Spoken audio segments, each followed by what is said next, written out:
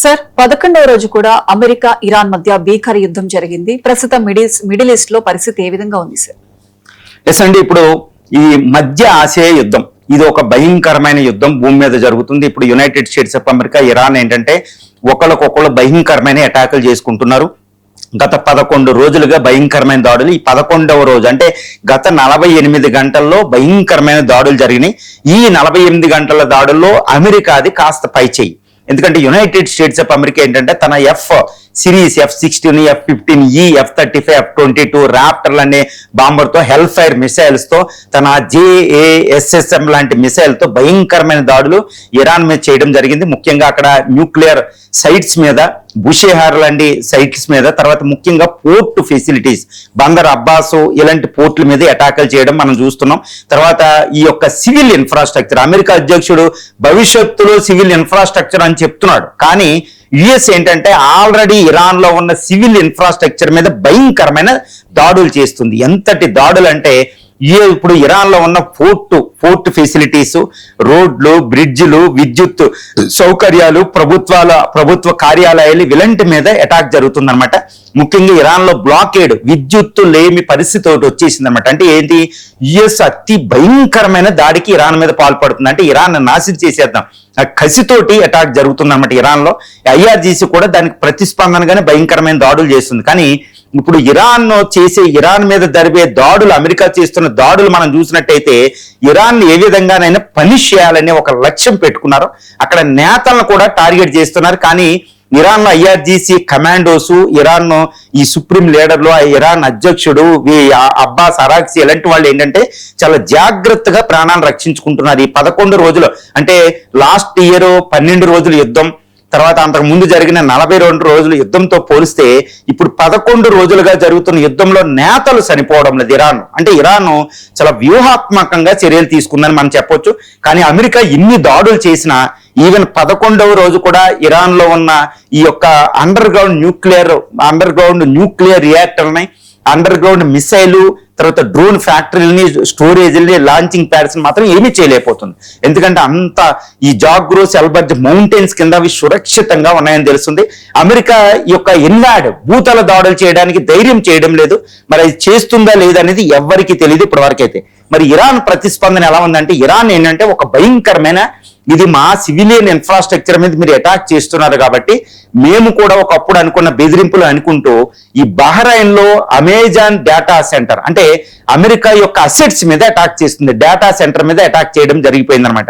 అంటే ఈ యొక్క డీసెలనైజేషన్ ప్లాంట్స్ అంటారు, ఉప్పు నీటిని మంచి నీటిగా మార్చడం అనేది అక్కడ నీళ్ళు అనమాట. అతి పెద్ద ఇంపార్టెంట్ ఆర్టికల్ అది. దాని మీద అటాక్ చేస్తుంది ఇరాన్. గల్ఫ్ ప్రాంతంలో అమెరికన్ ఎయిర్ బేస్లు, తర్వాత అమెరికా ఎయిర్ బేస్లని అటాక్, ముఖ్యంగా చెప్పాలంటే జోర్డాన్ లో ఇంకా భయంకరమైన అటాక్ చేసినట్టు తెలుస్తుంది. తర్వాత అమెరికా ఎయిర్ బేస్లు ఇటు బహ్రెయిన్, ఖతారు, సౌదీ అరేబియా, ఇటు ఒమన్ నుంచి అటాక్ మొదలు పెట్టేసింది అనమాట. ఈ 17 ఎయిర్ బేస్లు విపత్కరమైన సెక్యూరిటీని పెట్టారు. కానీ ఈ యొక్క ఇరాన్ ఖైబర్ షేకెన్, ఈ మాసివ్ వెపన్స్, ఈ డ్రోన్స్, షాహిద్ డ్రోన్లు అటాకింగ్ అనేది మాట్లాడలేదు. తర్వాత ఈ 11వ రోజుల యుద్ధంలో ఇంపార్టెంట్ అంటే ఈ ఇరాన్ టార్గెట్ ఏంటంటే ఎక్కువ జోర్డాన్ పెట్టుకున్నట్టు తెలుస్తుంది. ఎక్కువ ఇజ్రాయెల్కి ఈస్ట్ వైపు, అంటే ఇజ్రాయెల్ బోర్డర్ లో ఉన్న జోర్డాన్ ఎక్కువ టార్గెట్ చేస్తుంది ఇరాన్. ఎందుకంటే ఫ్యూచర్ లో అమెరికా, ఇజ్రాయెల్ కలిసి చేసే దాడి ఇరాన్ ఎయిర్ బేసులు 2 ఉంటాయంటే ఎయిర్ బేసుల ద్వారా జరగాలని ప్లాన్ చేస్తున్నారని తెలిసి వెంటనే ఇరాన్ ఆ ఎయిర్ బేసులను సర్వనాశనం చేస్తుంది అనమాట.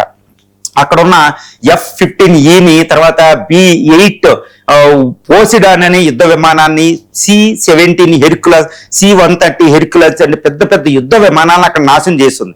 ఈ జోర్డాన్ కి ఎక్కువ టార్గెట్ చేస్తుంది ఇజ్రాయెల్ కంటే. అది ఈ 11వ రోజు యుద్ధంలో ఒక అతిపెద్ద పరిణామం అనమాట.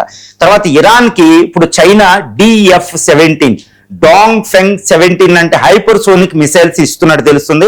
అది ఇప్పుడు విపత్కర, అంటే అమెరికా వణకడానికి పెద్ద కారణం. ఎందుకంటే ఈ DF-17 అనే మిసైల్ ఇరాన్ కి వస్తే, లేదా టెక్నాలజీ కాస్త వచ్చిన ఇరాన్ ప్రిసిషన్ అటాక్స్ అనేది చాలా తీవ్రంగా ఉండబోతున్నాయి. దాన్ని ఆపడం అమెరికాకి శక్తి కుదరదు. దాన్ని ఆపడం అనేది even United states of America, ఈ యొక్క ఇజ్రాయెల్ యొక్క డేవిడ్ స్లింగ్, ఐరన్ డోములకి, అమెరికా యొక్క ప్యాక్స్, తాల్ లాంటి ఎయిర్ డిఫెన్స్ సిస్టమ్ లో కూడా సాధ్యం కాదు. అమెరికా ఎయిర్ క్రాఫ్ట్ క్యారియర్లు కూడా డేంజర్ లో పడిపోతాయి. మరి చైనా DF-17 ఇరాన్ వాడటం ప్రారంభించిందంటే మాత్రం చాలా డేంజర్ ఉంటాయి. ఈ DF-17 ఈ జోర్డాన్ మీదకు వాడింది అనే ఒక పెద్ద వార్త కూడా వస్తుంది. అని అమెరికా ఇంకా కన్ఫర్మ్ చేయలేదు. బట్ ఇది నిజమైతే మాత్రం ఈ యుద్ధంలో చాలా తీవ్రమైన పరిణామాలు అమెరికాకు ఉంటాయి అనేది మనకు అర్థమవుతుంది. ఇదంతా 11వ రోజు 48 గంటల్లో ఇదంతా యుద్ధం అయితే, మరో పక్కన శాంతి చర్చలు. ఈ శాంతి చర్చలు పునఃప్రారంభమయ్యాయి అనేది మనకు తెలుస్తుంది. ముఖ్యంగా ఒక 10 రోజుల పాటు సీజ్ ఫైర్ ప్రకటించడం అనే ఒక డిమాండ్ అక్కడ వస్తుందన్నమాట. ఇప్పుడు పాకిస్తాన్కి ఇరాన్ అఫీషియల్స్ పాకిస్తాన్ ఇస్లామాబాద్ లో ఇటు అసిం మున్నీర్, షహబాజ్ షరీఫ్ ని మీట్ అయినట్టు మనకు తెలుస్తుంది, internal affairs minister of the Iran. So ఈ విధంగా శాంతి చర్చలు జరుగుతున్నాయి. ఇటు టర్కీ, ఈజిప్ట్ కూడా ఈ శాంతి చర్చలు ఎట్టి పరిస్థితుల్లో అమెరికా ఇరాన్ మధ్యన శాంతి యుద్ధం ఆగాలి, సీజ్ ఫైర్ అవ్వాలి, మళ్ళీ డిస్కషన్ టేబుల్ కి వెళ్ళాలని జరుగుతుంది. ఇది ఒక రే ఆఫ్ హోప్. నాకు తెలిసినంత వరకు ఈ శాంతి చర్చలు మళ్ళా పునఃప్రారంభం అయ్యి వచ్చే 10 రోజుల పాటు శాంతి చర్చలు, యుద్ధాన్ని ఆపి శాంతి చర్చలకు వెళ్లే అవకాశాలు ఇక్కడ క్లియర్ గా కనపడుతున్నాయి. కానీ ఇక్కడ United states of America president Trump ఉద్దేశం మాత్రం ఇరాన్ ని పూర్తిగా సర్వనాశనం చేయాలనే ఒక దృఢ సంకల్పంతో ఉన్నట్టు తెలుస్తుంది. అందుకని ఆయన కొన్ని క్యాలిక్యులేషన్ తన ఎక్స్పోస్ట్ లో కూడా పెట్టడం జరిగింది. ఇప్పుడు 19 సంవత్సరాల వియత్నాం యుద్ధంలో చనిపోయిన వాళ్ళు 58,000, తర్వాత ఇరాక్ యుద్ధంలో 3 సంవత్సరాలు చనిపోయిన వాళ్ళు ఎంతో వేల మంది ఉన్నారు. ఆఫ్ఘాన్ 20 సంవత్సరాల యుద్ధంలో వేల మంది చనిపోయారు. కానీ ఇప్పుడు నా యుద్ధంలో కేవలం 18 మంది చనిపోయారు, వెనిజులాలో 0 చనిపోయారు. నన్ను నిందించకండి, నేను ఇంకా యుద్ధం చేయాల్సి ఉందన్నట్టు ఆయన మాట్లాడుతున్నాడు. దానికి ఇరాన్ మాత్రం మీకు ఇలాంటిదైతే రక్త తర్పణ అనేది జరిగిద్ది, భూతాల రా అన్నట్టు ఇరాన్ చెప్తుంది అనమాట. మరి ఇది ట్రంప్ ఉద్దేశం, ఇది ఇరాన్. ఈ యుద్ధ భూమిలో ఏంటంటే వీళ్ళు పంతాలు ఎక్కువై ఉన్నాయి.